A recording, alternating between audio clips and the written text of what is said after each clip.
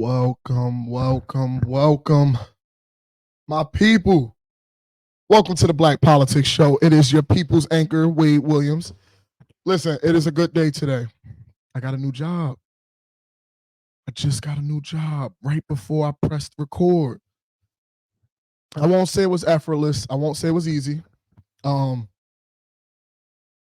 it is the biggest bank in the world. So you can't, for me, you can't beat that. So I'm very grateful for that. There is a lot to talk about today. Maybe not a lot. Let's see how fast I can get through this stuff. But it's not about how fast you are. It's about how effective and efficient you are. So let's get straight into it. I'm using my extended monitor. So if you see my head swivel like this, don't panic. I just want to make sure I'm reading my notes the right way. And we're going to get right into it. So if you did not hear, I personally think Black Wall Street is making a comeback. City First Bank, which is located in Washington, D.C., and Broadway Federal Bank, which is located in Los Angeles, have merged to form the largest Black-owned bank in the U.S. with over $1 billion in total assets. It is also expected that the newly merged bank will approximately have $850 million in deposits. So, what does this mean for the future of Black-owned banks? And should we expect more mergers? How will this impact Black-owned businesses? And I think, personally, this is the start of something amazing, but we got to look out for the regulators, right? We got to look out for the people who may not necessarily be too proud of this, right? And again, if you're doing everything right, it's nothing nobody can do to you.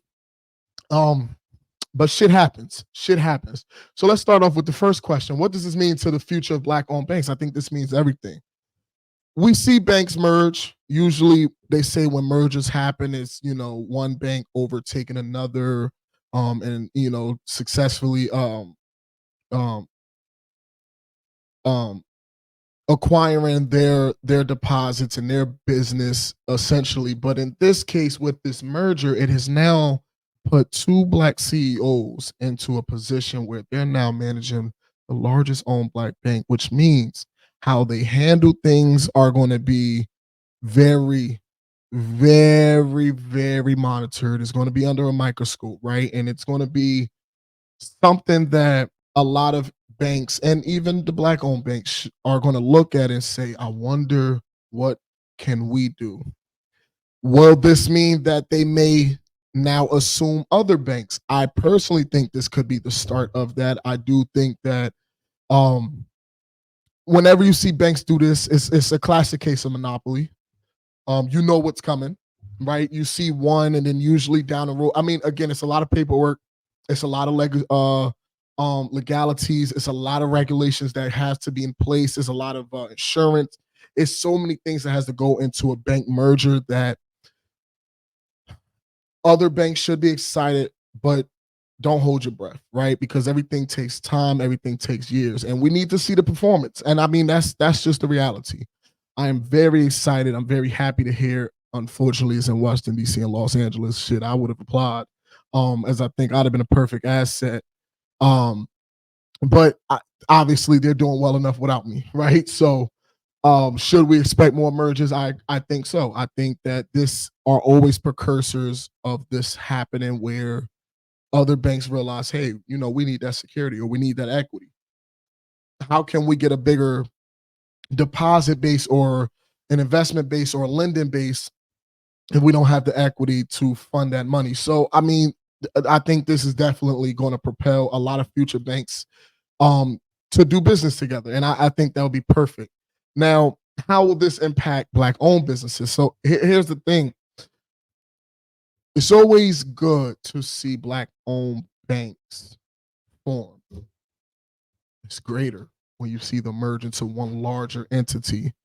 And the last episode, I hope everybody got a chance to see it. It was called Politicking or Politricking. And the reason I call it that was because the politricking aspect is, we say we want to do things for the people, and then we find a way to divide it. And when we don't like it anymore, we diminish it or we make it out to seem like it was the worst idea ever. And I think that happens a lot. That's a way to mitigate when change comes, they don't know how to just outright say why they want change. So they'll make you look or feel stupid or racist or feel any kind of way about supporting these things. Once they realize, hey, we put our foot in our mouths, we can't afford this, whatever the case is. So, when you see a bank this large this large, and it's black owned, you do kind of have this sense of, okay, you know what? I think, as long as we got the track record, we got the business, in the structure that it needs, I think this is perfect, right? Because you shouldn't be denied now. If your business substantiates what you're requesting, it should be no reason for denial.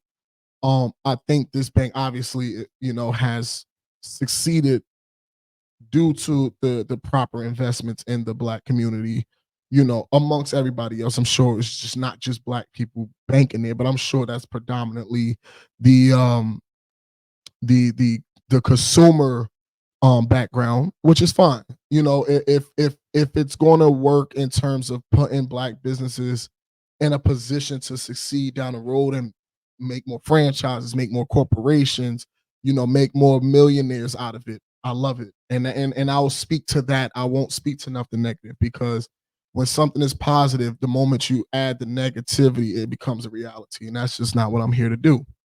So I do wish them the best. I do apologize. Let me get their names so I can at least, have some kind of credibility. God dog.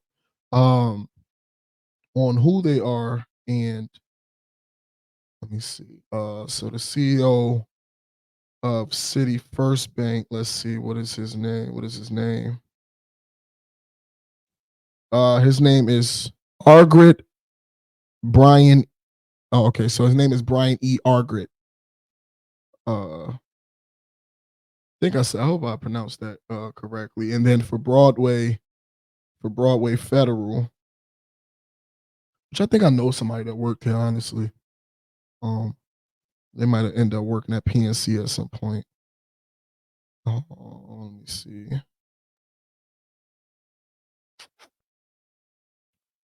And this one is held by Wayne Kent A. Bradshaw. So that looks like those two. All right, let me see. And I want to read this. Actually, this should be really quick. So it says here, this was announced August 26, 2020. So it has technically been made official recently.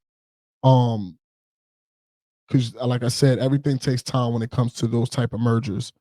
Um, so the guy Brian E. Argrit that I spoke about for City First Bank, he will take over as the CEO of the merged banks now, and Wayne Kent Bradshaw, who was the CEO of Broadway Federal, will now be the chairman of the board of directors. So that's big. That's a big move to make the chair. So it is official, and it's good to see that everything played out and went the way that it was supposed to. So we love to see it.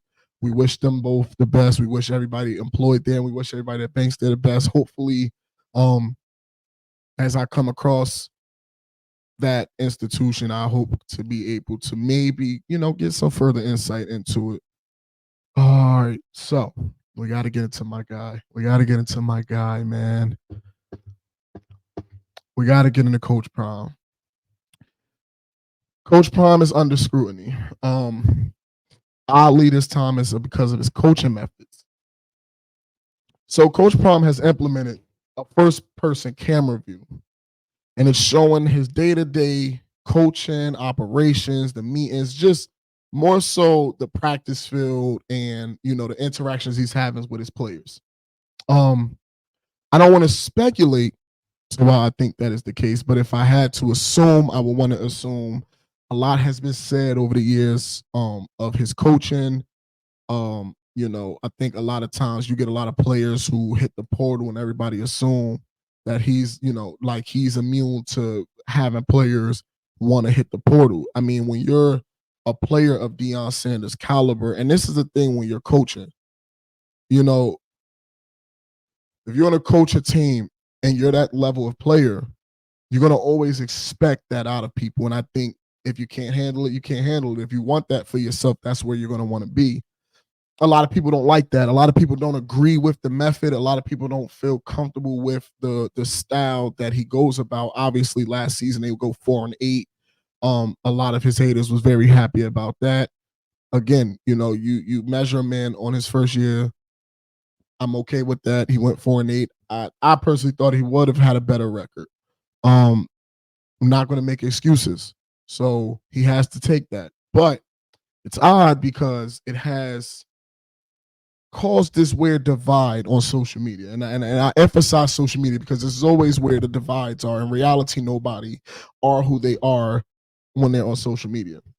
So with that divide, a lot of people are now questioning, well, is Coach Prime actually taking his students' development serious? I mean, we saw a couple weeks ago a teacher sent Coach Prime an email about the behavior of the students. It seems to be more so online because I think the teacher then references that he thinks it would be better for them to be in person, and I agree.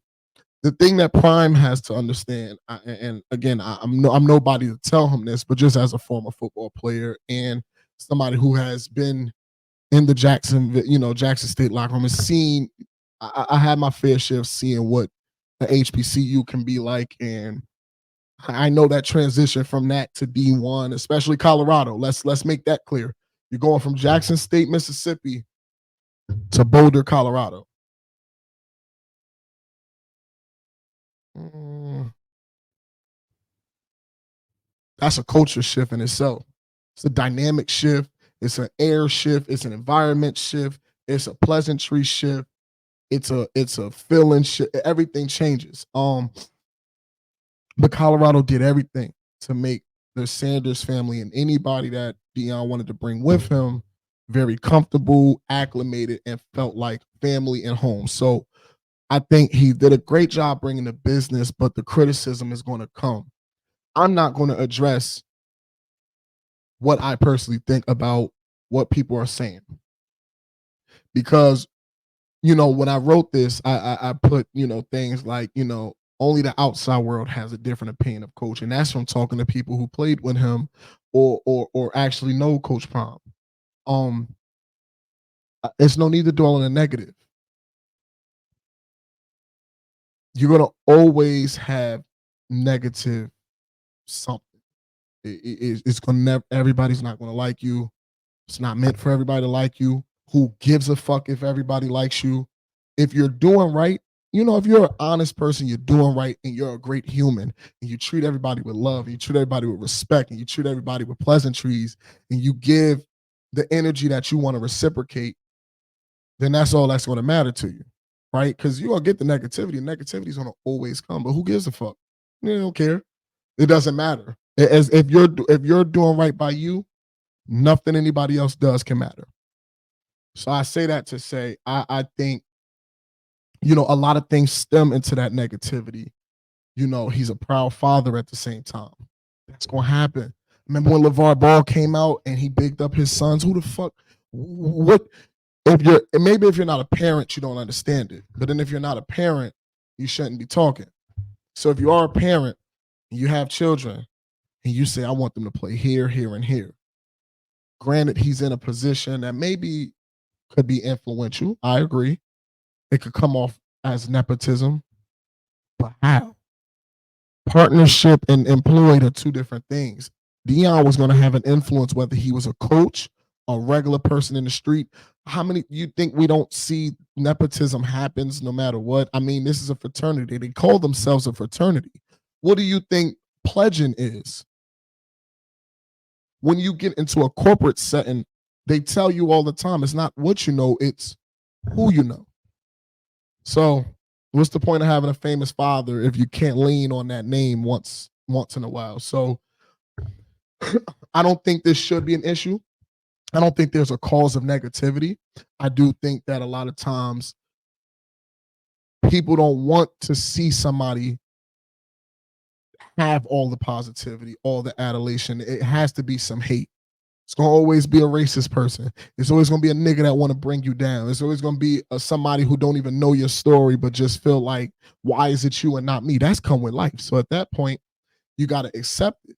And it goes all the way down to even our former president's daughter, Sasha Obama. She apparently ruffled some feathers for rocking a Telfair bag on campus that held her books and laptop. Here's the fucking irony. The fucking bag has a laptop pocket specifically made inside it. So I say these things to say, you're going to always make people mad. You're going to always rub feathers. You're going to always have people that look at you and feel away with how you carry yourself, your confidence, the way that you see the world.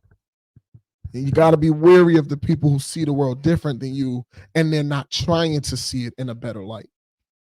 Because those are the ones that's going to drag you down every time. Every time. So, with the Sasha Obama situation, I don't want to say this is jealousy, and I'm definitely not going to make it about race. I would honestly say I think a lot of people want to find a reason to hate somebody with more money or able to spend in a way that they can't. Don't judge. You see the Wawa bag? Me and Dominique had a Wawa sandwich. Don't judge.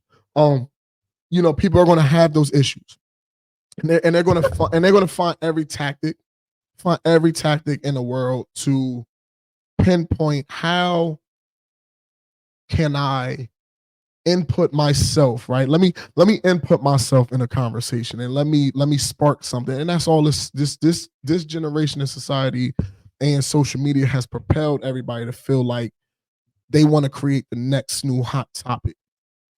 So that's what we're dealing with, right? We're dealing with a lot of people who want to put themselves in a position of how can I ruffle the feathers? How can I get everybody to hear my opinion and create this following from it? And sometimes those same people later down the road are going to get eaten up by those same people that they welcome into their vicinity because they're not going to always share the same opinion.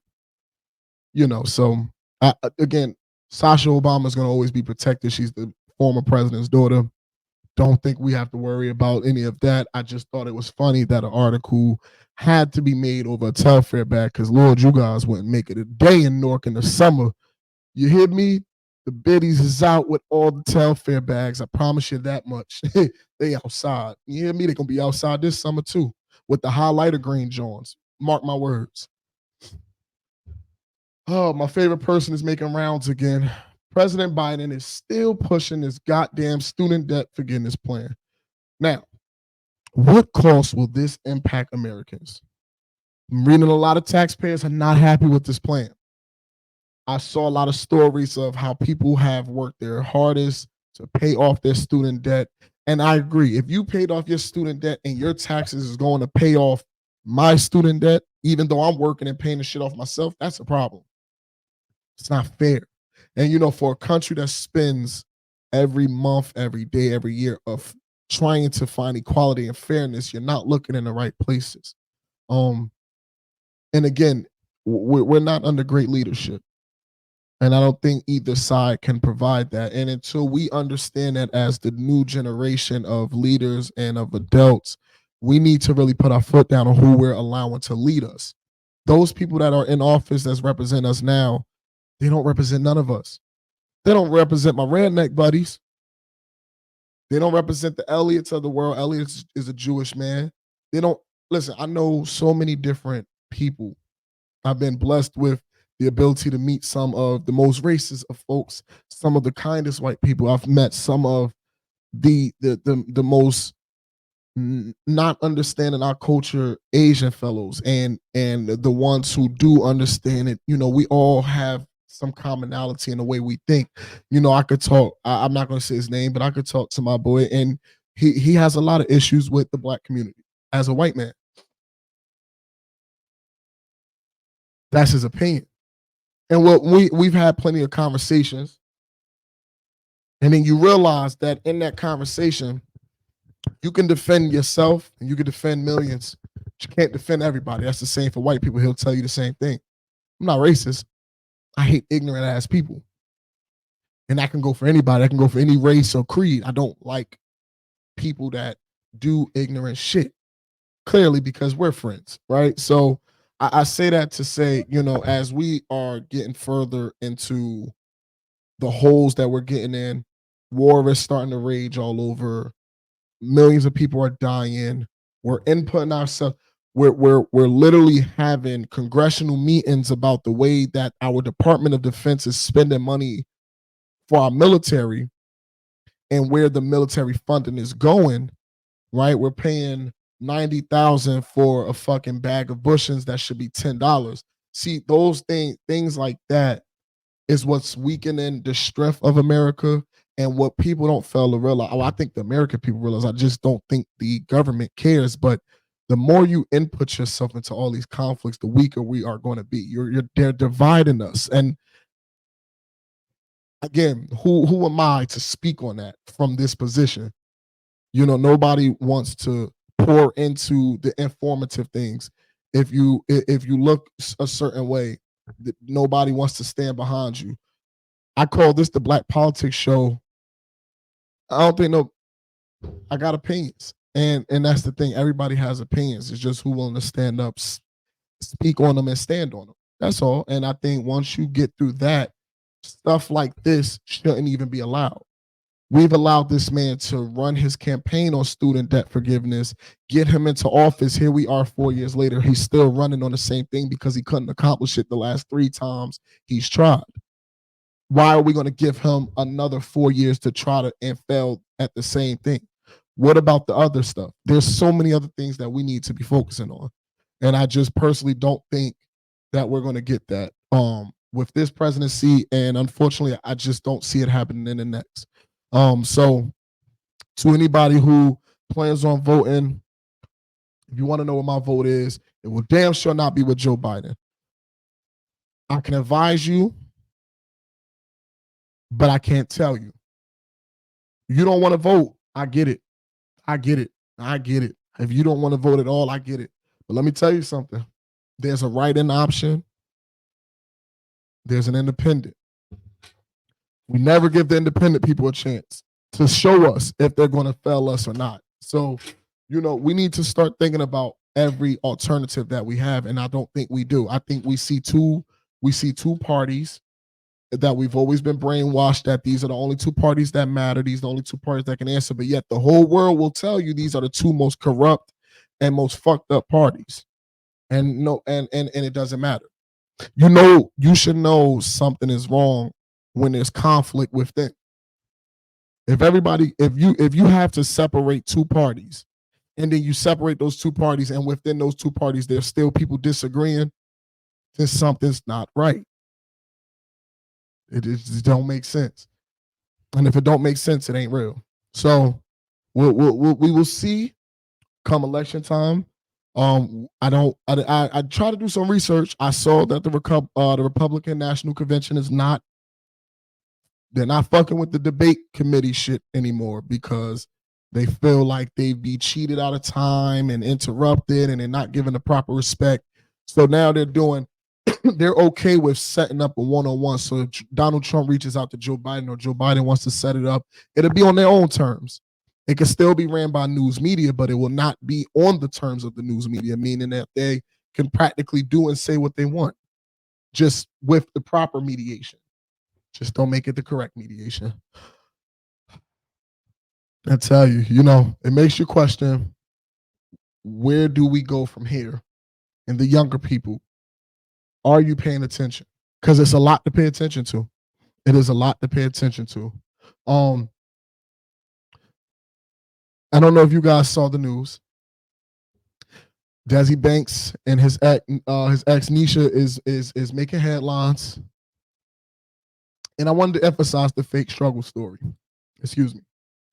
So Desi, on his interview with Shannon Sharp on Club Shay Shay, they brought up the time where Desi girlfriend reportedly or seemingly, asked Desi to get a job, to financially support, or she wants to move on. He has to go.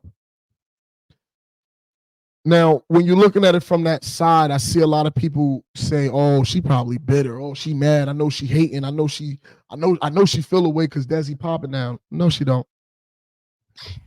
She don't care. You know why she don't care? Because at that time, she was able to support herself, her family, and a man. What what he set out to do, he did it. But he had to do it for himself. He couldn't do it with her. And that's the reality that I think they both accepted. And that's okay. I think people try to force hate between two people. I saw Neasha go on what's the bitch name? Don't nobody know her, but or maybe they do. She more popular than me, shit. So who the fuck am I? But it's the lady that got into it with Cardi B, ended up getting sued and all that shit. Again, and I want to speak on this very effectively. This situation does not call for dramatics. And we put other Black people in positions to represent us in a manner where I don't know where you guys get this entitled mentality that we have room for drama, we have room for unnecessary hate between each other. So I don't know why we create platforms to propel it instead of you could have enlightened her. Hey, I agree with you, and I agree with her as a man. That is a lot to put on somebody. That is a lot to support a man that's trying to chase his dreams and he working, but it's not working out.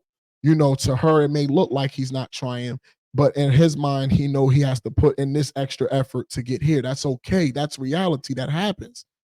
It's different. It worked out for him. So it does work. And it worked for him. I don't mean it works for everybody else. So you can't fault anybody for feeling the way that she felt. She was not wrong, because would we say she was bitter if Desi doesn't become famous? Would we say she's bitter if he just kept working whatever jobs in and out? He's just there living off of her? No. So she made an executive decision for her life. That's okay. Shit, I had a great job and I quit it. And now look at God. Almost 8 months later, I work for the biggest bank in the world. Stuff happens, and you have to take those leap of faiths. That's what I mean by putting us in position to succeed. It's never about when you throw your Blackness and at the world, right? And you stand on it. I'm Black and I love my people. You have to look at yourself and ask what you have done for your people. Because I come from a place where, okay, none of us have anything, but the effort of uplifting is, you can talk to all my friends. They'll tell you I was the first one driving. I was the first one with a job. Everybody else, we was all gang members. We was all in the streets. I was homeless. I have no parents. I have no family. I have no support. I'm outside. That's okay. There was somebody that uplifted me, and guess what? I have to pay that forward, and that's what we did. My first job at Dollar General, technically GameStop, but we don't count that as it was seasonal. And I did end up becoming a manager, but I was ignorant. I was childish. I was happy to be around games. But my first job at Dollar General before becoming, a district manager, first store, hire everybody. Ain't nobody steal from me. My store was clean, secure, and we got to work. Too young for that type of influence, unfortunately. Too immature. And I didn't want to be the right type of leader. Meaning, I didn't want the pressure of making sure that everybody else was doing right, because I still felt the pressure to make sure that I'm doing that for myself, and I just couldn't handle it. And while I still kept giving jobs and still putting people in positions, I feel guilty because I didn't develop anybody. And I prayed that they were able to develop on their own, or at least have that opportunity to say, hey, look, we was working, we got this, we got a resume, and go from there. So that's what I mean. It's about seeing the circumstance and understanding what it takes to win. You are a winner, so start making everybody around you winners. You don't need to thrive off of hate. What the fuck do anybody need more hate for? The world already do that shit for us. But you want to create more hate, and you want to create more bitterness, and you want to create more animosity towards each other to fucking do what? Who gives a fuck if it's a fake struggle story? Who gives a fuck if you don't feel Desi struggled? I think he did. It based off of what you said and what he said, that's struggling. He was struggling to make money. He was trying to get small jobs here and there while still trying to dedicate himself to a craft that he really believed in. Played football. Football didn't work out. He had to live off of you. That's a struggle. But guess what? That also created your struggle story. So that's how we emphasize both sides going through things. You don't have to demolish one man or one woman to make one side better. We already go through shit. Everybody has a struggle story. Everybody has a struggle story. The details may be different, but the point is still the same. You struggling, I'm struggling. How we struggle is different. But I might not be strong enough to handle your struggle. You might not be strong enough to handle mine. Still a struggle. So, I do pray for, because Desi seemed hurt talking about it. So, maybe that's still something that weighs on him having to talk about it. Maybe he don't care. Maybe he has moved past it. He hasn't seemed to respond it. So usually my therapist would say that's a sign of moving on. So I hope so. Neasha, I don't think this is a clout chasing. Excuse me. I don't think this is a clout chasing effort. I just think that she is being exploited because Desi is getting bigger in name. He's getting bigger in brand. So of course, this is what we do. But those same black podcasters, black media personalities, all of these people who emphasize trying to make this woman say something negative about him because he didn't say anything negative about her. And all she did was speak her truth. She also even wished him well and said she have no malice towards him. That's just her truth. But see, when people start adding on and then she goes, yeah, fake struggle stories, that's corny. Because if he had to live off of you, that's a struggle. Clearly, he wanted better for himself and you didn't believe in him. That's a struggle. Clearly, if he could have lived off of others and not you, maybe he would have. But he lived with you because he thought he had a person who would believe in him to the end, and he didn't. That's a struggle. So, I think we allow a lot of people who got platforms to manipulate our cognitive thinking. We don't allow ourselves to see both sides. I think we allow social media and other people's influence to dictate and navigate our opinions and our emotions. That shit is foolish. If you're going to look at it from both sides, look at it from both sides. You're an adult. You're grown. Most of you, I would like to think, has passed 8th grade. Most of you have passed high school. Most of you have gotten to college. Most of you graduated from college. How could you go through all of this education for over 15 plus years and allow one person, because they get on a fucking camera, to tell you, hey, you should hate this person because he lied on this person, or you should hate him because, she, you had to take care of him. That's just corny. That's just corny. And it's a lot of the same people who always emphasize how they went through some kind of struggle of oppression or hate or people trying to bring them down or these negativities. You are not allowed to say, you are not allowed to be a victim when you're constantly trying to be a suspect, when you're constantly trying to be a culprit, when you're constantly trying to be the person who commits these acts of hate, and you're trying to enhance it, and you're adding fuel to the fire, you're gaslighting people. So when stuff happens to you, you got to take that. You got to take whatever come with it. That's just how life works. So, I pray on both sides that they are heading where they want to go. I hope that they never have any issues with each other. I hope there's never any animosities. I hope that they are able to have some behind the scenes conversation that doesn't need the internet involved. And I hope that, honestly speaking, Desi, as a man, you're very successful. I don't know what you paid. I don't know if you paid her back. I don't know what you've done for her. But let's say you didn't. If you did not, you always should pay forth to the people that at least held you down, no matter how long it was. Because if this is our first time hearing it, you've been famous for some time now. And maybe it's not our first time, but it's the first time they tried to make it bigger than what it was. Okay. The best way to shut that down is, you know what? You did look me out. So here's my gift to you. And then be done with it. That's all. Just be done with it. You don't owe anybody nothing. Nobody owes you anything. But that's that reciprocity that we always talk about. We believe in God and God gave us this and God put us in these positions. He put us in these positions because we're good people and you earned it. If you're going to believe in it, then believe in the whole story and not half of it. So always make sure you're paying it forward. Now, my favorite topic of the day is always the YSL trial. I want to get to something before that because I want to talk about the Supreme Court has effectively abolished the right to mass protest in 3 states. And those 3 states are Mississippi, Louisiana, and Texas. I tell you what, if there was ever any states that I could have closed my eyes and if you would have read that sentence and you never told me the states, Mississippi and Texas would have been my first 2 guesses. Louisiana kind of threw me,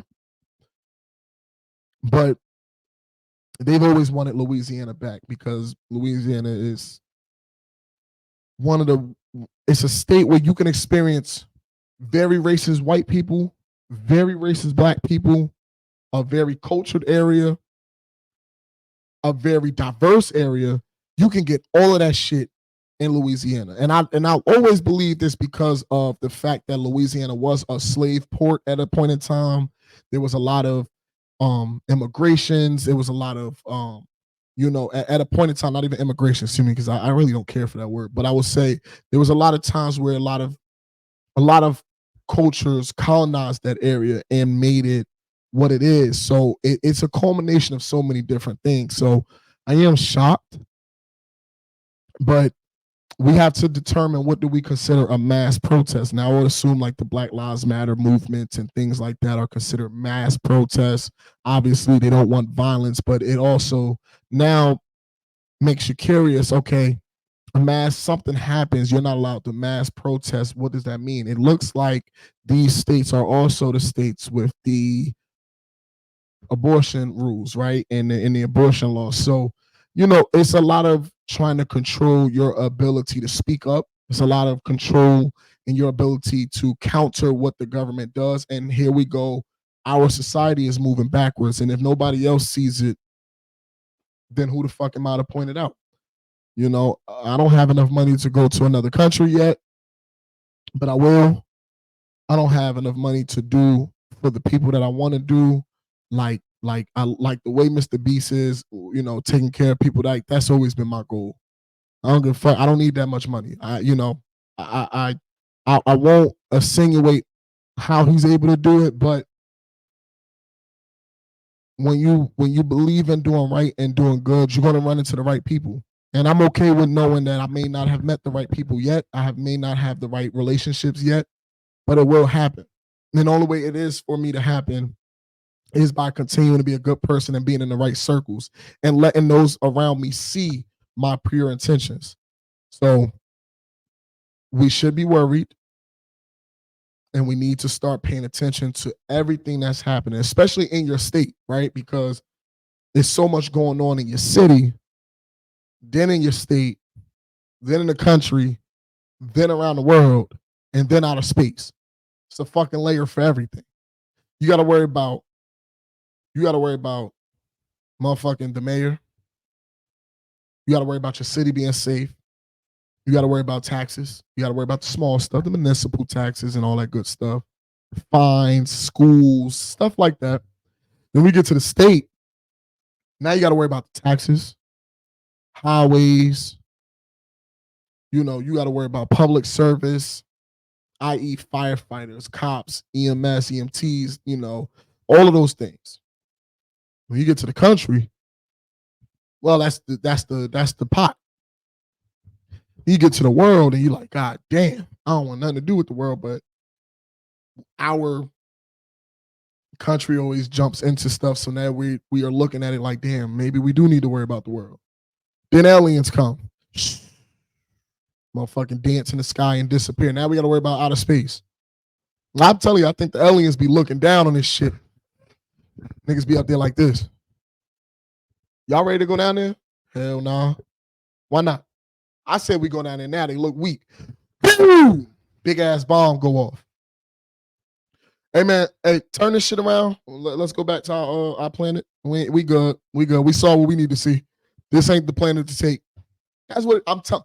every time aliens come, they probably be scouting this motherfucker. Like, let me see when the right time to introduce ourselves. And every time they pull up, some bullshit happens. Mark my words. I can't wait. One day the truth gonna come out. The truth gonna come out about aliens. Everybody think they coming to take over. No, they not. Them niggas just want to introduce themselves. They have yet to find the right opportunity to introduce themselves. Them niggas probably be in a ship like this. Let's look up there later. They probably see Joe Biden. He probably look like one of them because he's 179. Oh, this man has no eyes. It's just dark. All right, let's listen to him talk. And they probably listen to him talk and they say, Mr. Biden or Mr. President, whatever. What do you say to Iran as they say they want to retaliate against Israel strikes? And he gets up there. To them, don't. No, fucking alien be like, is this the right? All right, let's look up somebody else. Then they look up Trump. Trump in the courtroom talking all kind of fly shit. They probably be like, we scared of him. Let's look up somebody else. They look up the white people. And they see how the white people are. See, the problem is white people have a spectrum where they could be really good, really fucked up. And it's really hard to get an in-between white person. Most, no, I won't even say most. I think, yeah, I think, and again, my father's Italian, my mother's black. I've met a lot of racist people in my time to know a lot of these motherfuckers really think this way. I even have an African woman upstairs from me, and she is probably more racist than the white people. Hates black Americans, hates them. And that's another thing, you guys, that'll be another conversation for a whole different day. But we get very comfortable trying to include people into our culture, and they fucking hate us.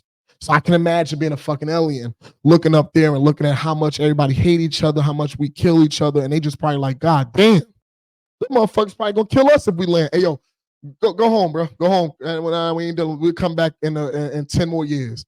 You know, fuck it. We'll wait for another generation to grow because this shit ain't it. That's all it is. And then we're gonna end up blowing the fucking planet up. And that neither here nor there. So I say that to say we all have a lot of shit to worry about. Aliens might probably be the last on the list to worry about, but it shouldn't be off the list.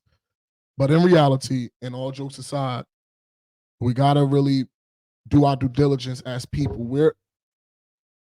And I mean this, we are the now uncles, aunts, and parents that we went to them houses to hear those adult conversations, to hear those political viewpoints, to hear the way life was going, to hear how society, how they handled their business, how they handled their finances. We grew up with that. Now we're the ones in that position. I'm 29, I'm about to be 30. I mean, all my friends in that age group, we should have these expectations, and we don't want to set them, or we don't want to say them out loud because look where we live. I don't give a fuck. I should have had a house by now. My resume, if you look at my resume, then you would think I should have had a house. I should have had the car I wanted because you got the degrees, you got the background, you had the money, you had the jobs. What did you do wrong? I did everything wrong. And again, that's a conversation for a different day. But please start doing your due diligence now. You have to get active in your community. If you're screaming that you want better for your people, you want better for yourself, how could you do that with no action? Can't do it. I've been talking all day. So if you guys probably look at me like, damn, this nigga tongue white as hell. I literally had an hour and 15-minute interview and jumped into recording because I felt so good. I felt happy. You know what I mean? Because, you know, I feel fly. You know what I mean? I feel good. On my mama, on my hood. So that's where I'm at with that. And I felt like I needed to spread that love and positivity to everybody. So let's get into my favorite. YSL Trial has entered day 63 as of today. but we got to talk about day 62, which was yesterday, and that was Wednesday, April 17th. Lord have mercy.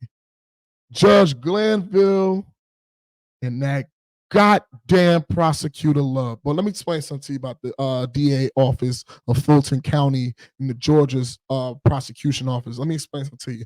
You talk about corrupt, and we're not going to get into how I really feel, because the amount of black representation in that office really disgusts me, because this is what I mean by we get into these moments and then we get so complacent that we think we can take our foot up off the gas. You have not created the empire or the structure to do the shit that you want to do. It's not enough power. We will never have enough power until we're all together.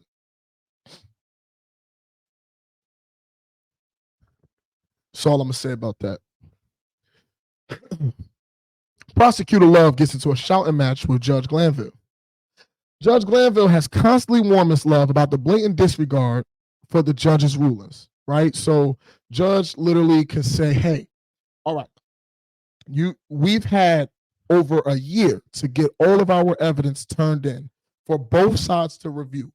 How are you still trying to introduce new evidence at this point of the trial, knowing that we have the jurors waiting, right? So you're introducing new things. You're telling them that they should be expecting this, and now you're trying to introduce new things. So now the judge is finally, and let me, before I finish, I want to say a few weeks ago, Thug's lawyer, Mr. Williams' lawyer, because I don't want to keep calling him just Thug, because, words are taken so critical and so literal these days that, you could be truly humble under God and then still see you as a thug. So obviously, we'll use his whole name, Young Thug. His lawyer, Brian Still, who is amazing, who is somebody who I consider a mentor, he actually tried to file a motion for the judge to recuse himself. Of course, the judge himself denies the motion because Mr. Still filed it under a biasness for the state, which I think was amazing foundation to set. Because I don't believe Brian, if you know from prior cases, if you know just from your research, if you know from watching every day of this case, then you understood Brian Still never thought that motion was going to go, but it definitely laid a foundation for an appeal if necessary. And that's something, again, we are going to talk about more as we get through certain days. I'm not going to go into it now because I have to be honest, based off of what I'm seeing, I don't think an appeal is going to be necessary. Judge Glanville has literally allowed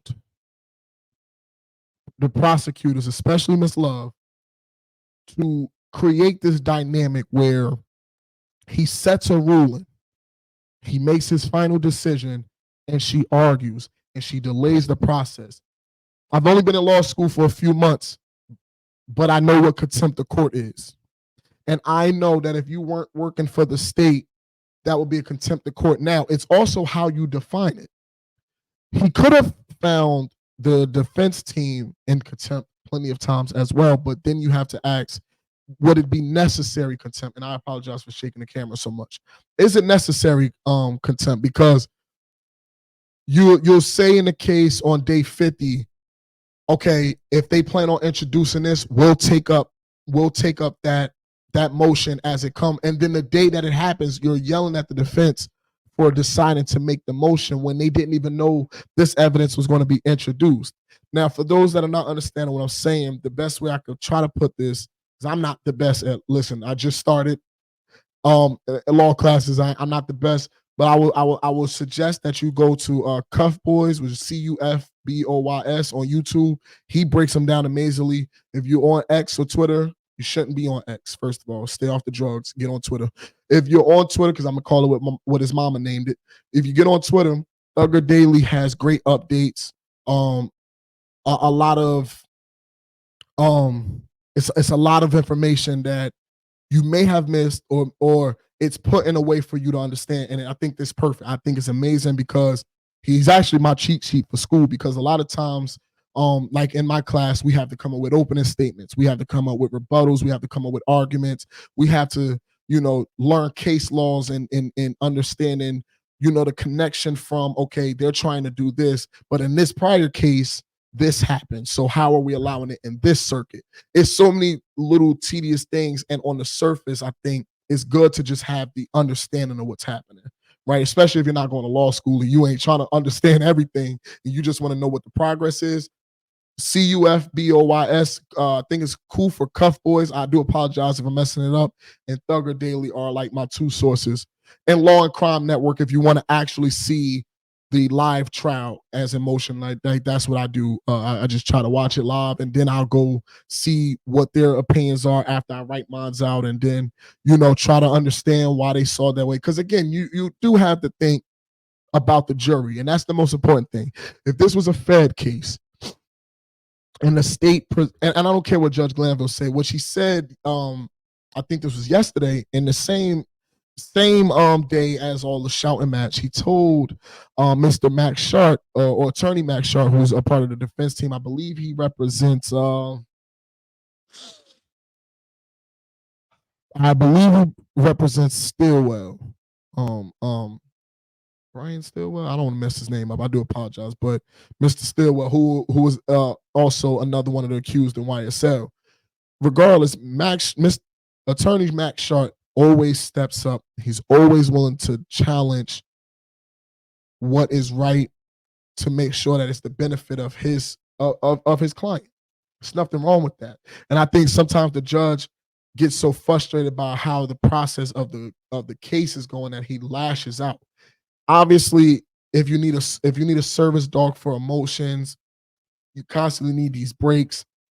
You're constantly stopping. This is the most poor representation of judge, of prosecution. I think this is the worst RICO case in American history.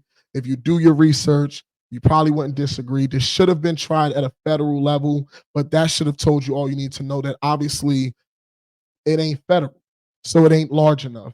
So at this point, what they're trying to prove is this is a statewide thing, but how could you prove that for a man that travels the world all the time?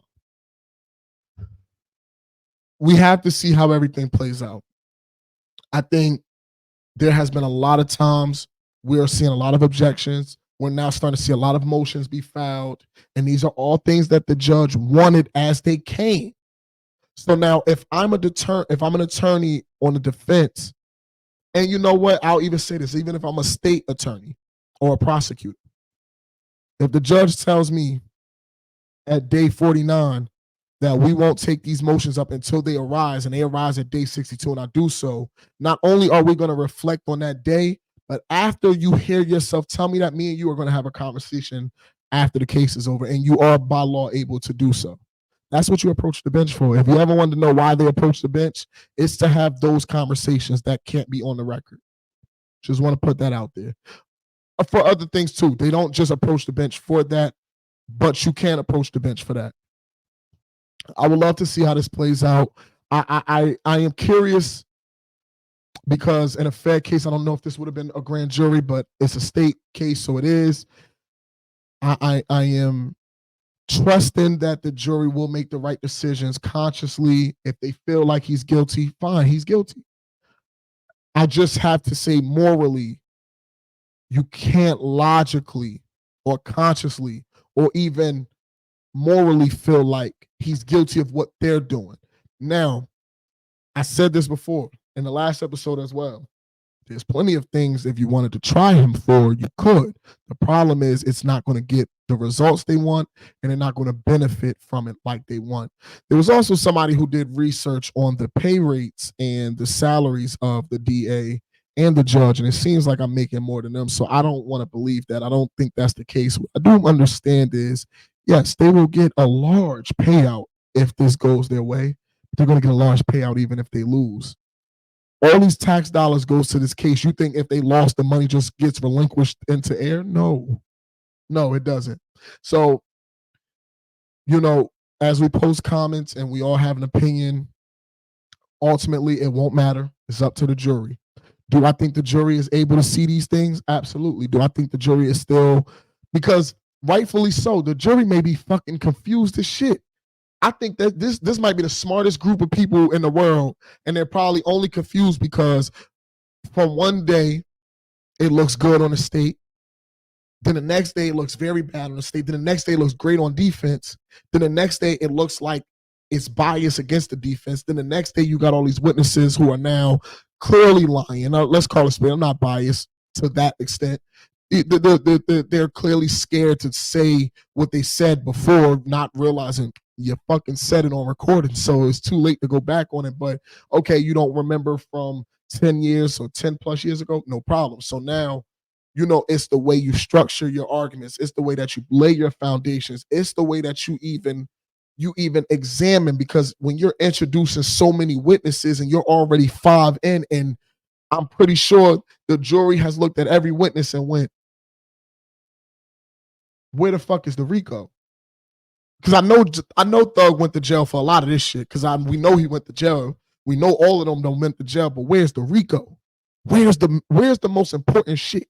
And you're day 60 in, and we have yet to talk about the RICO. And you know why? The state thinks they're talking about a RICO, but to everybody else who knows, and the ones that really don't even know if we're even close to talking about a RICO, and that's the problem. So I do listen. I personally think this case lasts. I mean, 100 plus witnesses. I think we're on 5, 6, or some shit like that. Let's say we have 100 more, because it was well over 100 witnesses. I think it was 150 at a point, and the judge wanted to knock it down because he's like, look, you're either going to do overtime or you're going to be working the weekends, or I'm just going to start excluding stuff. And that's what led to the shouting match yesterday between Prosecutor Love and Judge Glanville. You're trying to introduce a PowerPoint. Then she says, no, we're not. So why did you bring it? Because you're trying to introduce it. Then you want to introduce a video. Then you're trying to redact things, but you're not redacting all the way. It's like, you got to pick and choose what you're going to allow, what you're not. And I get, to that extent where Judge Glanville is coming from. But this is a shit show. And as the judge, you're put in process, or excuse me, you're put in place to mitigate that. That's why you're the judge. A judge in a grand jury trial is to ensure the fluence and the, no, excuse me, not fluent, the fluidity, the flow of this trial. And I just feel like he's done a piss poor job of it. And I think both sides are right, and objections, you have that right. Anything that you're doing legally is right in the courtroom. I'm never going to fault the state for trying to win. That's their job. I am going to fault the state, though, for trumping charges, for falsifying evidence, for doing things incorrectly, when, if we're being honest, you could have did it the right way and you might be in a way better situation. And that's the problem. So I'm going to keep looking at this every day until we get results. I just hope that soon, maybe something comes up where emotion is foul. Thug deserves at least bail. At the very minimum, he deserves bail, even if it's $1 million, and they will get $1 million for Thug to get out. But he deserves bail, because the position you guys have put him in this RICO, you have yet to prove if he is in that position. So we're holding him for all this time for what?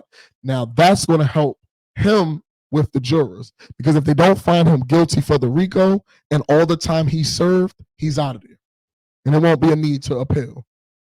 My prayers will be, Thug, please pick the right people around you the moment you walk out of that cell, the moment that you get back to your music. Surround yourself with the people who don't want you around that shit. Now, a lot of times in this case has come up that he has been trying to separate himself from that, but they're emphasizing it on his past image. And that's the difference. The prosecutor will never understand what we go through. And they do. And sometimes, they got to make that sacrifice for their own careers. So I wish everybody the best. I do just hope that justice is really served. There are people who has been hurt, lost family members in all of the crimes, but it's easy to sympathize with the state and the people about the crimes, but the crimes have already been dealt. The crimes have already been dealt, and the punishments have been, unfortunately, you can say the punishments have already been made and has already happened. So if that's the case, a lot of times you're putting people in, you're opening up wounds to try to create emotional connections for the jury, but these men have already served their time for this.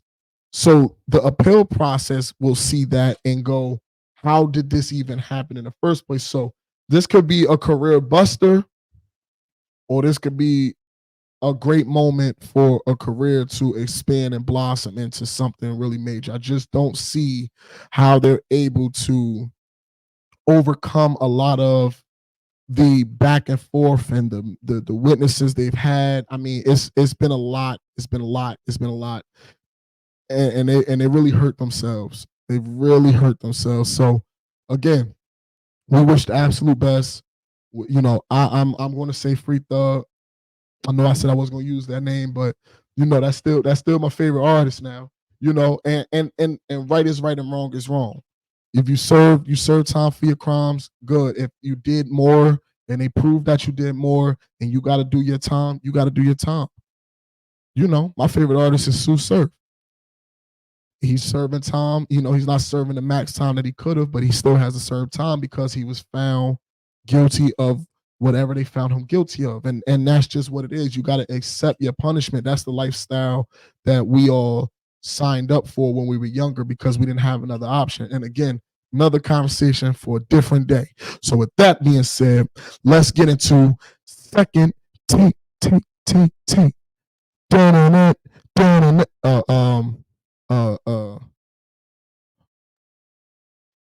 nah, da, da, nah, da, da, some shit like that. I don't know. I gotta come up with a theme song. That shit was ass. The WNBA draft has concluded. Now, I gotta say, my personal opinion, don't really give a fuck about nobody else's. The most talented draft class for the WNBA of all time. Personally, that's how I feel. It's definitely the most talented draft class for both the W and the men's NBA. Again, my opinion. Notable picks of this draft obviously were Caitlin Clark being drafted number 1 to Indiana. Cameron Brink was drafted number 2 to the Sparks. Rakia Jackson was selected to the Sparks at the number 4 pick, so that's going to be a great dynamic duo as well. Aaliyah Edwards was selected 6 to the Mystics. Obviously, I want to congratulate all the amazingly skilled women that were drafted in this class. I mean, again, I really personally think this is probably the greatest women's class of all time. With that being said, I know Diana Taurasi's not going to want to hear this. I don't really care. She will never be as great as Caitlin Clark. Caitlin Clark is now my new favorite player. If you ask me, hey, who your favorite basketball player? Caitlin Clark. It used to be Kevin Durant, but morally, Kevin Durant disappoints me a lot of times, and I feel like he don't make the best decisions based off his skill. He makes them based off of emotions, and it doesn't really help his career. But again, that's my opinion. I don't know the truth, and if you decide to, you probably won't see this. I ain't gonna waste my time. So I want to say my favorite picks outside of Caitlin Clark, obviously, were the selection of Camilla Cardoso and Angel Reese to the goddamn Chicago Sky. Angel Reese will be wearing number 5, while Camilla, the most recent WNCAA champ, will keep the number 10. I think that's perfect. I think it's good that way because obviously one got drafted higher, right? And you know, you look at Camilla's play, you look at, no disrespect to Angel, I love Angel, and you got a crush on her. Camilla focuses solely where it needs to be. Angel focus will be where it needs to be, but Angel gets a lot of attention from everywhere. That has nothing to do with their numbers. I don't know why. I brought it up to say, you know, in fairness, you know, one drafted first, so one is going to obviously get that, you know, priority number pick, whatever the case is. I don't think Angel's tripping about that. Personally, AR5 goes hard. KC10, AR5? I'm just saying. Hey, Siri, who's number 10 on Kansas City Chiefs?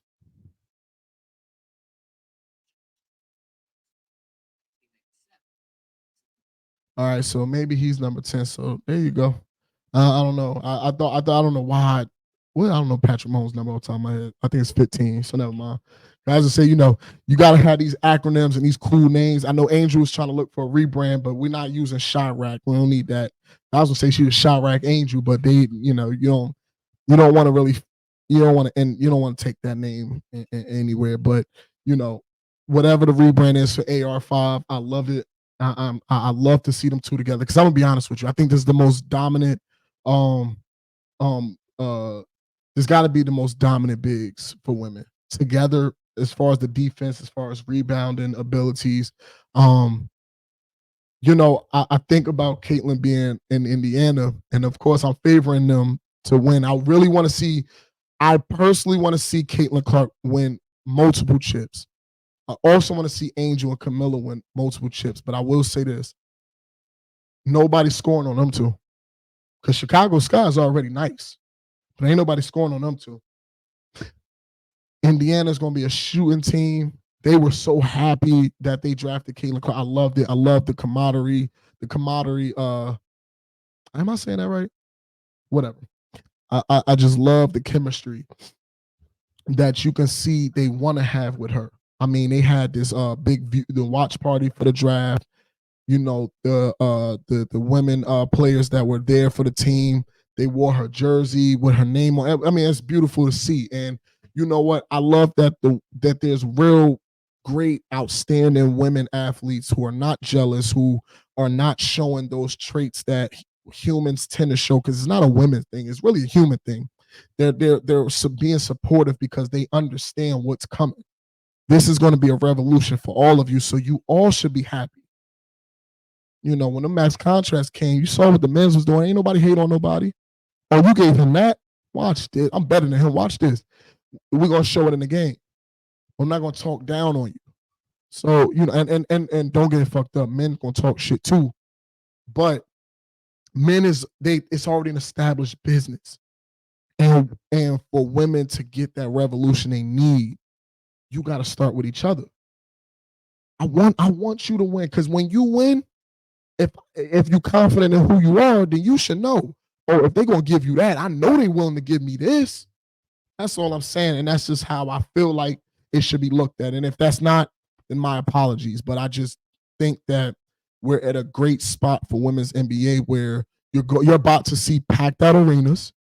Revenue is going to go up. Concessions going to go up. Merchandise is going to go up. Ticket sales. What do they call it? The gate. The ticket gate or the gate revenue, like all of that stuff is going to improve. Listen, if WNBA didn't have the money, they wouldn't be talking about expanding to other states, right, or other cities. So just watch, but please be supportive of the women. You just got to be supportive. There's nothing wrong with women's basketball at all. Shit, I might be, I might be in the, I might be courtside until you can't afford courtside, because that's what's going to happen. So embrace it, and I implore this message: support the WNBA. Fuck that agenda with all these other men saying, "Oh, well, women don't support their own shit, so that's the problem." Okay, well, we could. They women. Fuck, don't want to see women, and you ain't even got to sexually objectify them to want to see them. You can just acknowledge, damn, yo, Angel averaging a double. She get 20 rebounds, 20 points. Camilla out here playing shutdown defense she's fucking Patrick Beverly out there. 7-4. Locking you up from the other side. That's just how you're getting something that you guys have all claimed we never saw before. Now we're getting it in an abundance at once. Caitlin, you're gonna have Paige soon. You got Cameron Brink, who's a dog. Y'all didn't even know that was Steph Curry God's sister. Like, think of that, man. That's crazy. Rakia Jackson, a dog. Straight dog, man. You got a lot of people. Aaliyah Edwards, dog. Straight dog. That's all I'm saying. I wish every woman the absolute best. I wish them much success, much deserved riches. I hate it when that salary stuff came out. I don't think no woman deserves to be paid that low for an entertainment factor. First of all, to entertain people, this stigma in the mind of jealous people who think because they work in accounting or work for a bank that they should get paid more than an athlete. No, you shouldn't. When you're putting your body on the line to bring a different emotion, a lot of us suffer from depression, suffer from all of these things. So to watch people put on shows for us at a magnitude where most of you can't get up and speak in front of 10 people at your own fucking job that you worked at for 5 years. These are women that's going out here in arenas of 13 plus thousand people putting on shows while they got 10 plus million watching on TV. They're being scrutinized. The normal human couldn't handle the scrutiny that any of these women get from both sides. Pay the women their money, please. Pay the women the money, because I don't want to have to show up and start flipping shit over. I get that from my mama. My mama tears some shit up now. I'm trying to tell you, your boy is 6'1", 300 plus. I'm a human wrecking ball. Fuck something up. I love my women. I love all the ladies. I love the success that they have been bringing. Listen, I'm a Lexi guy. If y'all watch Gil's Arena, Lexi Brown, that be on the couch. Oh my God. And I feel bad because I wasn't familiar with her game, but I was familiar, she's a very beautiful woman. But I have a girl, so, and she probably won't even look my way anyway, so cool. Let me look at her game. Okay. Lexi was a dog in college too, by the way. I don't, maybe, I don't know. When you get, again, when you get to a league that's organized, it's different sets of rules, it's a different tempo, it's a different everything. Obviously, you're not going to be the same as you were in college unless you're a generational talent, which I think Caitlin Clark, Camilla, Aaliyah Edwards, Cameron Brink, Angel Reese, I think they all are. I personally think Paige Buckner is going to be woo-wee. And then we still got Juju. And when I remember the young lady name who was Juju's rival in all those pro-am, leagues and stuff in the summer, I think her name was Jada or something. She's a dog too. What I'm saying is the women have now created lineages of talent, and I love to see it, and I think we all should support it, right? It gives us more to see. We already complain about the men's feeling rigged. There's always some bullshit, all the flopping. Give something else a chance. You might fuck around and like it more. You never know until you try. NBA play-ins has started. And the Lakers beat the Pelicans 110-106, and now they will face the Nuggets. And before I get into that, let's just discuss the game. Zion Williamson obviously was injured in the fourth quarter. He has been ruled out for the next play-in game to determine who will play the number one seed OKC. So, unfortunately, I don't want to rule the Pelicans out. Anything can happen. But Zion, man, the transformation that he had was nothing short of immaculate, amazing. I'm proud to see that mentally he overcame a lot of the depression that came from the scrutiny of just the way he, his eating habits, and people were blatantly kind of disrespectful about it. Like I even saw him going, if you got that relationship, that's different. But I saw other people just outright call him a fat ass, all type of shit. And it's just like the kid is young. And I think we forget that. And then you wonder why all these people are mentally depressed and they feel fucked up in the head. And all of these things happen to people because you're not allowing them to grow naturally. You're trying to create an artificial environment and make a real person, a AI person. And that's not how it works. So I do pray that Zion is able to recover. And, I know he'll be back next season 1,000,000 times better and stronger than he was, because he was able to show that he can do it. And once you see that you can do it, you're going to always feel like you can do it, and that's when you lock into it. The Kings has eliminated the Warriors in a dominating fashion of 118-94. Now they will face the Pelicans on Friday. I have to ask, will this be the last time we see Steph, Clay, and Draymond in a Warriors uniform? I see a lot of talks about Clay, and I laughed so hard when Dre got up there talking about Clay's contribution and the Warriors letting go Clay. And I'm like, no, the Warriors need to let go of you first and then Clay. If they're gonna unload their dynasty, Draymond has to go first. Who the fuck does he think this guy is not great, honestly. And I never want to be negative, but I don't like people who are ass and arrogant. It doesn't add up. Clay has had a serious injury. He's trying to still recover from that comfortability, that confidence to go out there and play at that pace and at that speed, knowing that there's a high risk that after you got paid, that you may get hurt again. It wears on you. It wears on you consciously, and it does start attacking the way that you play the game. Draymond, on the other hand, it only hurts Draymond every time, and then it essentially ends up hurting the Warriors. If the Warriors are going to make any decisions about changing the environment, the culture, and the team that plays, Chris Paul, Draymond, and Clay has to go. And I think if you want a really great player, then maybe you need to package them together. But Steph clearly can still be Steph, but now Steph needs somebody that can be Steph as well, or something close. And I mean, that's asking for a boatload of that's a boatload of responsibility and talent. But the league has changed. Who's going to stop Joker? I don't see nobody stopping Luka and Kyrie once they, get the big. If they get a big man, yeah, you're going to have a problem. The Nuggets obviously is still the Nuggets. They could turn it on anytime they want. But now you have an emergent OKC and Timberwolves who are in the fray, and they're literally fighting for 1, 2, and 3. I mean, damn near a tied record for the first 3 to 4 spots is insane. Or the first 3 spots, excuse me. So that's just something to think about as the future unravels and you realize your best players are getting older. They can't play the same. But I do hope that whatever, the Warriors decide to do, it has to involve with moving on. And I think they know who they need to move on from. Chris Paul, CP3, the point guard. I don't know if we can call you the point guard. As long as Steph Curry's alive, you can't be the point guard. And that's an argument I'm going to leave as a punctuation right here. I'm not going to even go further into it because if my brother hears this, he probably will argue with me, but I want to see if he does argue with me. But we can't call Chris Paul the point guard. If you want to call somebody the point guard just because of 19 seasons, okay. Maybe. No championships.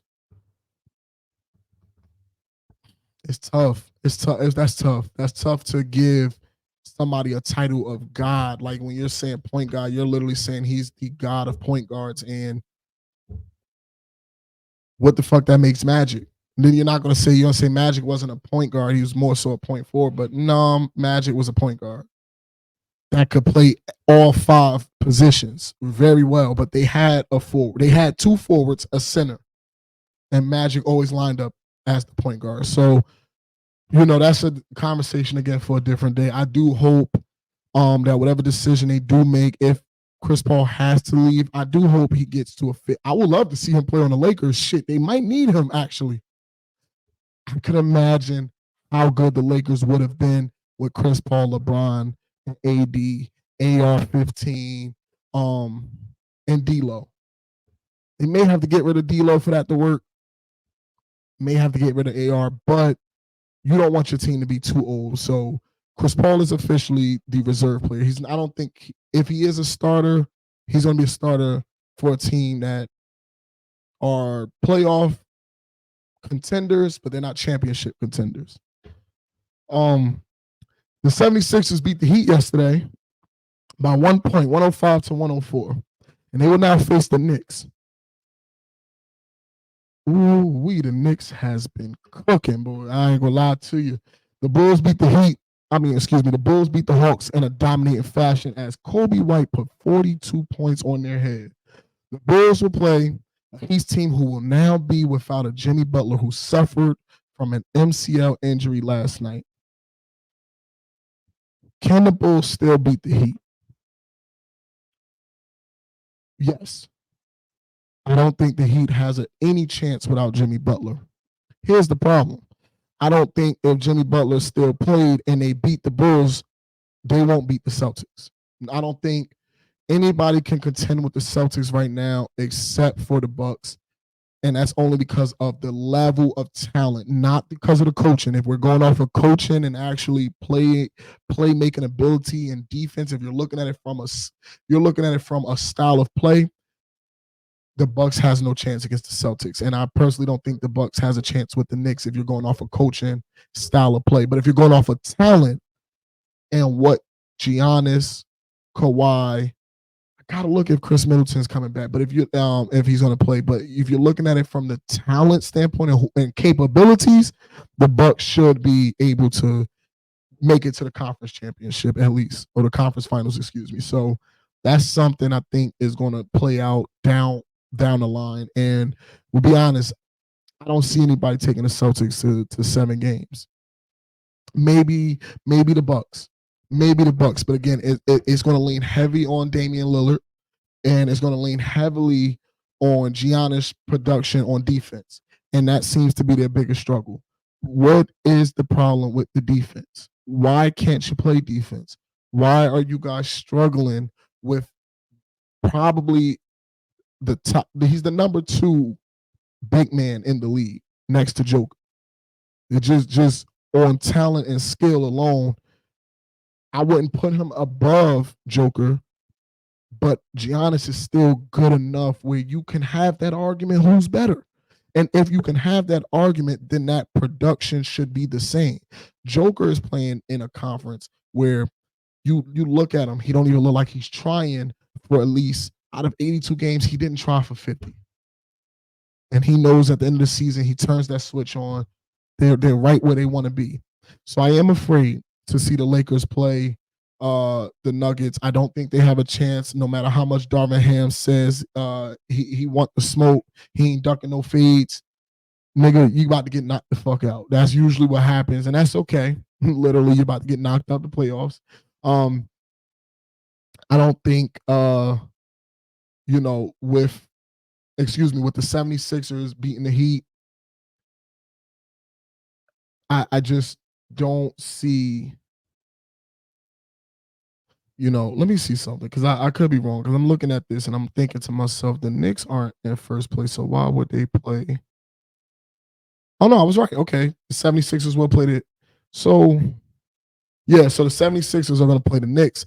76ers, that's going to be a series, man. That could go to 6 or 7. And if it goes 6, it'll be because of the 76ers. But if it goes 7, it's going to be because of the Knicks. And that may not make sense, but basically what I'm saying is, if the 76ers find it and they figure it out, like what's his name? Maxley, right? Tyrese Maxey. I mean, come on, man. That kid is phenomenal. He just dropped 50 points not too many games ago. So they're capable. They got Joel Embiid playing again. They're capable. So they can turn it on and potentially give the Knicks some matchup hell.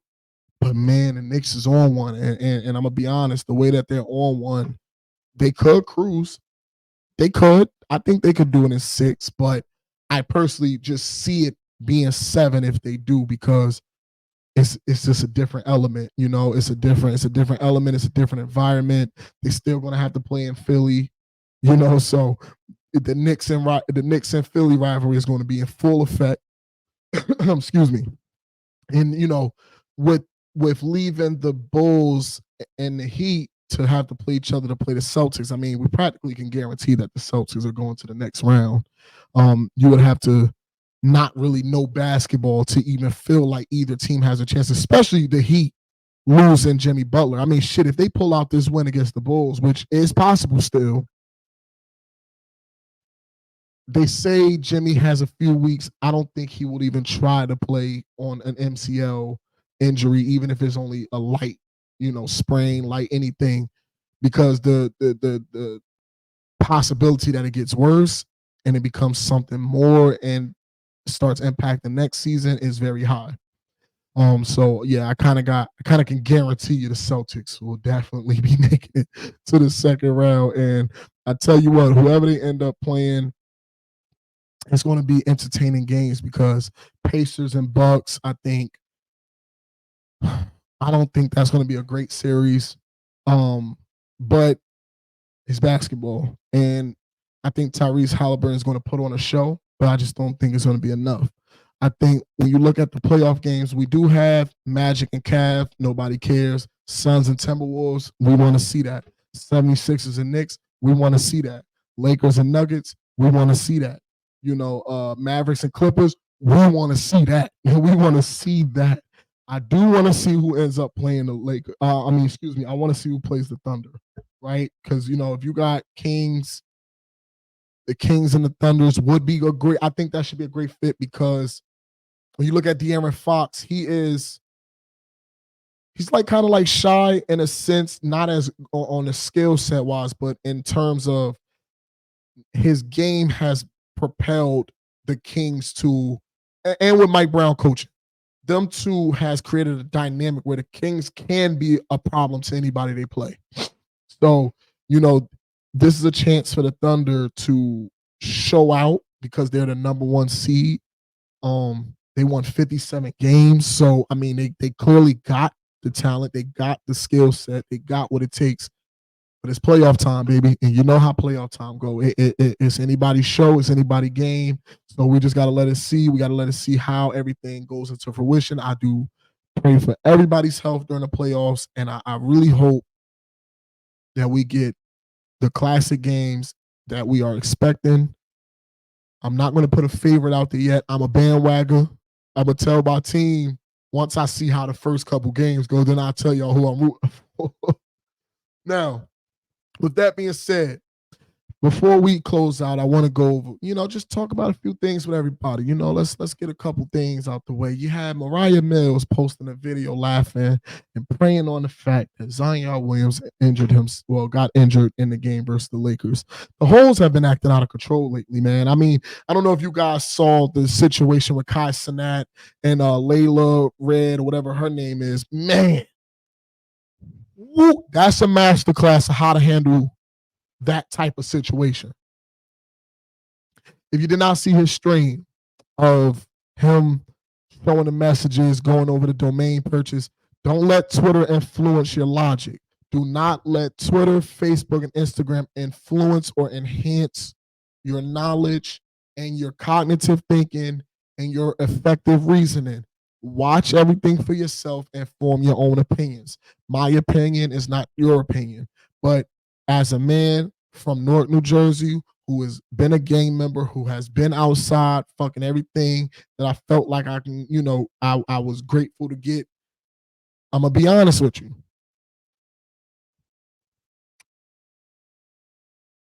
I don't understand the trick and shit because if you from certain places, like I'm sure New Yorkers, my niggas from Georgia, especially my Macon niggas, Houston, I'm sure every place that has, a predominant ethnic culture like us, that trick of shit don't happen. We don't need to do that. I don't know why it happens. I don't understand where the game changes because you got money, you feel like you gotta pay. I'm not paying you nothing. You just ain't gotta fuck. I gotta fuck you. Y'all need to find your one piece and be happy. Excuse me. Scratch that. And I'm not gonna edit it out. I just shouldn't have said it. You need to find you one woman or whoever makes you happy. Fuck what gender it is. Find your person and find happiness. Not in that order. You need to find happiness first and then find a person that matches that happiness because you guys are willing to lose everything over. And I know it ain't fire. I know it ain't fire. You could tell it's not fire. Good pussy don't talk. No, it don't. Good pussy will not talk. I don't know if y'all saw Adrian Broner. So Coyle Ray was on RG Live. Boy, this nigga AB is everywhere, yo. AB be, I love Adrian Broner, yo. Like when I was coming up, like trying to box, acting like I knew how to box shit. Don't get it fucked up. I could fight. My boxing gloves is right there in the cubby. But man, I used to love AB, yo, because I always thought he was gonna be like Floyd Mayweather. So to see every time he puts himself out there, and he means no harm. He don't mean any harm. He goes in this woman's comment and he says, he says something to the effect of like, I have a fight coming up May 15th, blah, blah, blah. I would like to, I hope to see you there, or I want you to come see me fight. Put it like this. It was something so simple. I was trying to see if I could find it real quick. I got so many topics that like I be wanting to talk about, and then I'm like, no, I'll wait because I don't want to I don't want to do too much. But give me 1 second. Trying to see if I can find. Okay, he says, "Be at my next fight in Miami, May 31st at the Hard Rock. On me, Red Heart." This was her response. Fucking crazy. Like, dead ass. Get the fuck on. Okay? Go on the fuck head. Okay? I'm not interested. Like, that's fucking corny. The fuck are we doing here? I'm getting the fuck off. Go look at my post. I'm about to post my cover. Bye, y'all. So I don't know what to take of that. Man, let me tell you something. I used to love that woman. I used to think she is the coldest. Oh my god, love me some Coyle Ray. Um, that ain't it. That ain't it. That ain't it. That ain't it. That ain't, because it's just ways to go about stuff. There's ways to address people in a manner where you feel like maybe they are shooting a shot. But if that's what you read and responded like that, no. And I won't further talk about it. I just want to put that as a precursor for men that may see this. Watch what you say, watch how you say it, and watch who you say it to. April 20th, this Saturday. Excuse me. We have Ryan Garcia and Devin Haney. They're going to fight. I've been waiting for this. Now, I'm favoring Devin. I keep asking my brothers, I say, yo, what the hell going to happen if Ryan just so happens to maybe get that nice little left hook and knock Devin out? What happens? Nobody believes it happens. Okay, cool. So if we don't see that happening, what's next for Devin? Well, does it lead to a fight with Javante, or does it lead to a fight with AB? I don't know if you guys saw the live when Bill Haney, Devin's father, got into it with AB, and he's like, "You call me a bitch ass nigga?" He said, "Yes, you a bitch ass nigga." If you saw that, then I think that's going to be a good. Hey, listen, perfect marketing too. I want to say that I feel like Ryan Garcia and Devin Haney has such a history. They grew up together. They traveled to a lot of boxing circuits together. It's hard to have that animosity, and I feel like they tried their best to create it, but it's not authentic. With AB and Devin, we in for something. We here for something. If Devin wins this fight, can he beat Tank? I don't think anybody would measure a win against Ryan Garcia and go, "Oh, well, he can beat Tank," because we saw what Tank did. But there's a lot of excuses in that fight about the rehydration clause and the water weight. And, when you get punched on that side of your body, especially if, water weight is what you're claiming is impacting you, then that feeling, your body will quit on you before you can even think it. Maybe that's the case. We will have to see how Devin performs. I think if you're going off of recent showings, Devin still has the edge, but Ryan is being heavily slept on, and I just think that if there's any of a time for Ryan to prove himself, it has to be this fight. So if you're not looking at it from a boxing standpoint, you need to look at it from that point.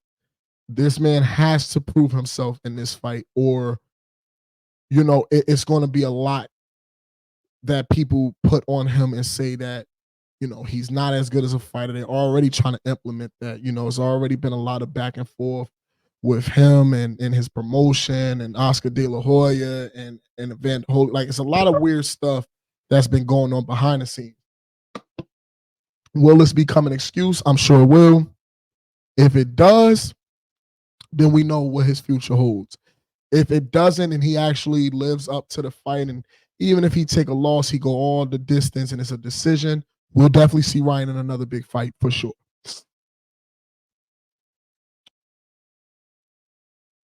I'm not going to talk about the Drake and K. Dot situation. I don't feel like enough is happening that I care about right now. It has went from hip hop to high school. let's just throw shots on Instagram. Shit like that is corny to me. But Lupe Fiasco, man, that nigga is he living in a fiasco of lies and delusion and jealousy, ain't he? This idiot thinks Logic and King Von are better rappers than K Dot. You know, I've always had a problem with the conscious rappers who, because they think they rap consciously, that makes them an elite level writer. It does not make you an elite level writer because you're trying to use big words. The purpose of rapping is to flow your logic, to flow your words in a way where it's melodic, and not only melodic, but what you're saying, it goes together. It's a story. How you telling that story, the way that we listen, the way that we capture it, the emotion. See, it's a totality.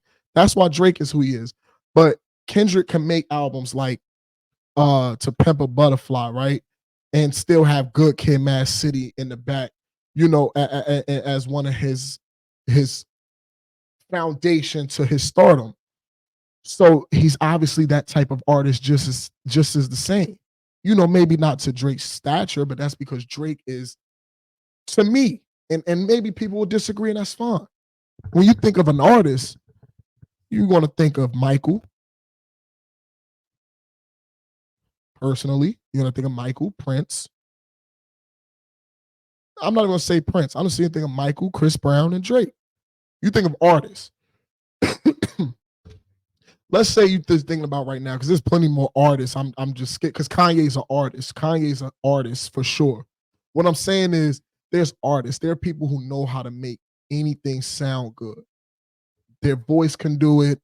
The way they speak can do it. The way that their aura, their swag, the way that they say it sound good enough to make anything sound good. Kendrick don't have all those tangible assets like Drake, but he's still an A+ level rapper. So with that being said, I don't know what Lupe is doing. I don't know if he has some album coming out, so maybe he just wants some attention. Maybe he wants to join in on lyrical warfare. I think this is a corny way to go about it. You don't have to lie. King Von would have told you that he ain't a better rapper than Kendrick. I'm like, so I say these things to say, as all of this starts unfolding and we finally get the Kendrick response, I think we're waiting and we're thinking, oh, K-Dot don't have nothing. Listen to me. Ether took 3 months to come out. Ether took 3 months to come out. And if it wasn't for Jay's business mind, he'd have been out of here. He'd have been out of here. So with that being said, I want to end it with this. I'm so grateful for everybody who has watched. I'm so grateful for anybody who sees the clips on TikTok, who sees whatever I put on Twitter. If you want to follow on TikTok, the Black Politics Show, you should be able to find it. Same thing is on YouTube, on Twitter. You can follow me on Twitter. I've been using my personal page, so it's at the #1 Samad SAMAD _. And you should see this beautiful brother up there. But I honestly want to say, I do hope that I'm doing something that is resonating with how others may think or doesn't think, and maybe they just need another opinion or something to challenge the way they think. Whatever opinions I state, that does not mean it's facts. Again, as I stated before, I do my best to research, but I have to implement my own opinions. I think that's respectable for anybody who wants to get into a realm of journalism and they're trying to build this repertoire for themselves and they're trying to get a resume behind it. If you're going to do it, make sure that you're doing effective research. You're doing your due diligence, right? And if you're doing that, you'll find that these topics start coming, they start flowing. Create a foundation for yourself. There is no rules to doing this, right? The goal is to obviously get a following. Yes, the goal is to get people to buy into what you're doing. I'm not asking for money. I'm just asking for support, for eyes, for comments, for criticism, for things I could do better, for things you want to talk about. I want to create a community where we can have these type of conversations. But at the end of the day, I want to do this for everybody who have these type of conversations and wonder, damn, I wonder what other people think, and you just don't know, right? And maybe you don't feel like doing this. I want to do that, and I want to introduce this to everybody. So while I did have the first episode, and that was about 2 hours and a half, I tried my best to knock this down to under 2 hours. So that's why I'm ending it now before it hits 1:45. I'm at 1 hour and 40 minutes, but I want to say it's my honor to do this for everybody. It's my honor to do this for myself. It's my honor to start a foundation to a path of where I want to go. As you see, I do this in my living room. I'm not buying a studio. I'm not renting out anything. I'm doing this how I got it. I'm doing it how I live. I'm doing it with what I have. I have enough, and I'm not going to ask for more. I'm going to be grateful for what I have and make it work. And you know what? If there's anything that people want me to do more of, want me to do less of, shit, you might say, don't do it at all. I take it because you're watching, and that's all that matters. So I thank everybody. Um, it was a personal honor to do this on the day that I got the job at Chase. I'm officially going to be working at Chase starting in May. So I'm just very elated with just the opportunity to put myself in a position to finally get back on track. It's a lot we're going to talk about my personal side um that I haven't opened up yet, but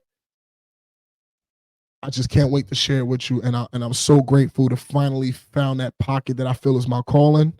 And I hope that I motivate whoever has a calling and may not have worked towards it yet, or they know it's their calling, but they're afraid of what people may think or their opinions. I don't give a fuck.